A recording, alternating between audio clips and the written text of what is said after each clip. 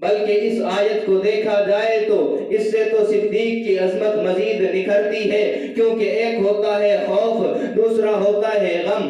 اور خوف کہتے ہیں اپنی جان کا جب خوف لاحق ہو، اپنے بارے میں خوف لاحق ہو۔ غم کہتے ہیں دوسرے کا خوف لاحق ہو، دوسرے کے بارے میں حزن لاحق ہو تو اسے حزن کہتے ہیں، اور اپنی جان کے بارے میں ہو تو غم کہتے ہیں۔ جب موسیٰ علیہ السلام کو اپنی جان کا خوف لاحق ہوا ہے، قرآن نے کہا فَأَوْجَسَ فِي نَفْسِهِ خِیفَةً مُوسیٰ کہ موسیٰ علیہ السلام کو جی میں خوف لاحق ہوا ہے۔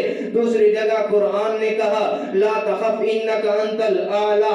دوسری جگہ قرآن مقدس نے ابراہیم علیہ السلام کا تذکرہ کرتے ہوئے فرمایا ہے لا تخف انا ارسلنا الی قوم لوط۔ اسی طرح لوط علیہ السلام کو اپنا خوف بھی لاحق تھا، اسی طرح اپنی امت جو ماننے والے تھے ان کا بھی غم لاحق ہوا۔ تو فرشتوں نے کہا ہے ولا تخف ولا تحزن انا منجوک واہلک، نہ اپنے بارے میں خوف کھائیے، نہ اپنے ماننے والوں کا غم کیجئے، ہم آپ کو بھی نجات دیں گے، آپ کو بھی عذاب الہی سے بچائیں گے، آپ کے ماننے والوں کو بھی عذاب الہی سے بچائیں گے۔ اور غم دوسرے کا جو لاحق ہو اسے حزن کہتے ہیں۔ جیسے یعقوب علیہ السلام کو یوسف علیہ السلام کا غم تھا جس کی وجہ سے ان کی بینائی چلی گئی۔ قرآن نے ذکر کیا ہے وَابْيَضَّتْ عَيْنَاهُ مِنَ الْحُزْنِ کہ یوسف علیہ السلام کی جدائی میں ان کی بینائی چلی گئی، آنکھیں سفید ہو گئی تھیں۔ رسول اللہ کو اپنے کافر امتیوں کے بارے میں غم لاحق تھا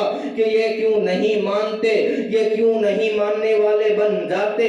تو اللہ کے قرآن نے کہا ہے وَلَا تَحْزَنْ عَلَيْهِمْ وَلَا تَكُنْ فِي ضَيْقٍ مِّمَّا يَمْكُرُونَ۔ تو جب اسی آیت کو دیکھتے ہیں لا تحزن ان اللہ معنا، لا تحزن کہا ہے قرآن نے، تو معلوم ہوا ابو بکر کو اپنی ذات کا خوف نہیں تھا، مصطفیٰ کی ذات کا خوف تھا۔